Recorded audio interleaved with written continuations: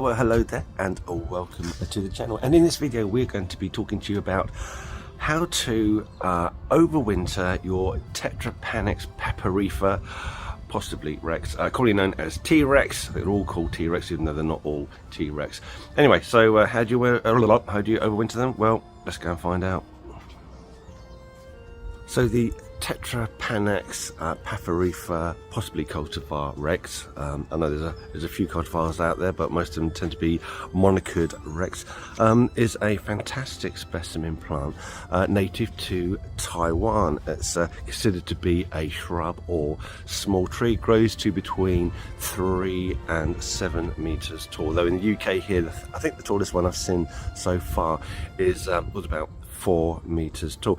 Anyway, now depending where you are in the UK will depend on kind of how you would classify it. If you're growing in the milder regions of the UK, such as the Scilly Isles, the warmest south coast parts of England and Ireland, then it could be considered to be an evergreen plant. But if it is exposed to freezing conditions, then it will drop its leaves, rendering it to be a deciduous plant. And in parts of the country where you have prolonged freezing conditions, then you generally lose the entire stem, but it will grow back from the base. So it does have that kind of herbaceous kind of adaptation to it as well. So all in all, it is robust. You could consider it to be root hardy, but really wherever you are in the UK, as long as temperatures don't go below, which you know what we had between -7 and -8 last year, and although we did get some stem damage, which we'll go into a little bit later, they all recovered and certainly threw up a load of new shoots from the base. So let's go and have a look at ours now, because we've had a few evenings of frost, and see what we're going to do to protect it over the winter. So here is the largest of our Tetrapanax specimens, and as you can see, these leaves are a little bit raggedy. You can see some discoloration because they have had a fair bit of frost on them. Now, quite often when you get damaged leaves like this, they can be prone to fungal rots, and these fungal rots can then get back into the get down the stem into the plant. But you know, with these Tetrapanax, what they tend to do is these leaves, they'll just snap off. You know, once this leaf is dead, the plant will naturally snap that off, so that gives it a little bit of protection. But as you can see this damage here. No, that was last year's winter damage. So it was a much taller plant.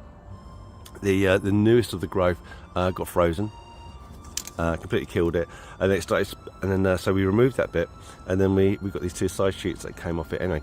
Now, usually I would just leave this plant to its own devices. I mean, we've had this for about 3-4 years, and usually had it grown in a pot, we would just leave it. We didn't put any protection on it whatsoever, and it was absolutely fine. So in that respect, you could class it as deciduous, as I said earlier. But with last year's temperatures, where it went down to -7, -8 degrees Celsius, we didn't have that growth back, that spring back in the spring. On the growing tip. Instead, that just stayed as it was, fell apart a bit. Then we had the new side shoots coming up from the base. So in most years they don't need protection. However, if you're further north than us, because we're on the south coast of England, if you're further north, if you've got temperatures going below say 3-4 degrees, then what I would recommend is fleecing. Take these leaves off and then fleece the top of the stem.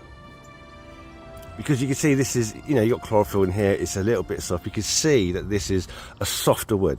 You know, this older wood, because this is a few years old now, this was pretty robust, and this was absolutely fine in those cold temperatures. Oh, obviously this bit didn't, but you know, on the whole, this is fine. And the roots, again, the roots under the ground, you know, if it gets ridiculously cold, and I'm talking like -8, -10, up to -12, then maybe you want to put down a dry mulch. And if you're not sure what dry mulch is a substrate such as a gravel or a sand or a bark chip, where if it gets wet, it just drains through and remains dry, and leaves plenty of air pockets within the substrate that act as insulation against hard ground frosts. So say in a worst case scenario, all this stem got absolutely frozen and died off, it's not too late for this plant, because if you see here, now this is this year's growth, we've got brand new stems coming up. You can see it's all very new growth, but that is all new stems coming up from the Tetrapanax as a result of this top part dying off, and then the roots saying, okay, let's start again. So here we go, we've got all that coming up here, and we've got another little one here. Look at that little baby. So to be honest, here on the south coast, I'm not really inclined to do anything to this plant apart from give it a helping hand in removing any of the old leaves. But I'll tell you this, if temperatures do go below about 3-4 degrees, then I will go and get some horticultural fleece, and I will wrap it up, certainly on the new growth, probably like the top 2 foot, possibly 3 foot, and then I generally would expect that to be absolutely fine. Now if you are particularly cautious and you want to be absolutely sure that your plants will survive over the winter, then there tend to be three steps in overwintering management that I like to put in, and I'll show you those 3 steps on a different plant. So under here we've got a Chinese hardy banana, Musella laziocarpa, but what it is isn't important. What we've done to it is important. So we've put a protection of a dry mulch at the base that will cover the whole of the root area, which isn't very big on this. So that's a few inches of bark chips, so that's your dry mulch to protect against the frost or ground frost. Then we've wrapped it, given like a few wrappings of horticultural fleece, so that protect it directly from frost on top of it. And then just in case, because I really want this one to survive, I want to be absolutely sure it's got the best possible protection, I've given it like a rain cover that will also help protect it from absolutely horrible freezing temperatures, cold winds, and all the rest of it.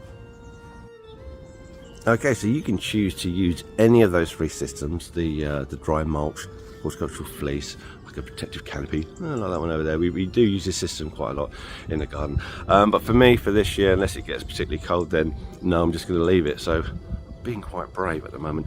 Anyway, if you've got anything you'd like to add, any great tips that you want to discuss regarding your Tetrapanax, then by all means do so. Put those in the comments. We would love to hear from you. Anyway, thanks for watching. We'll see you in the next video.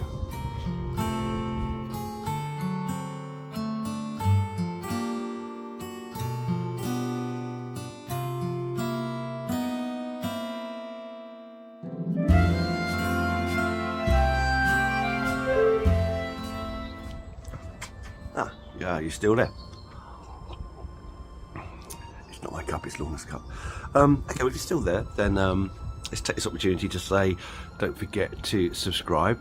I need 10,000 subscribers before I can open up my online YouTube garden store. So looking forward to doing that. So don't forget to subscribe.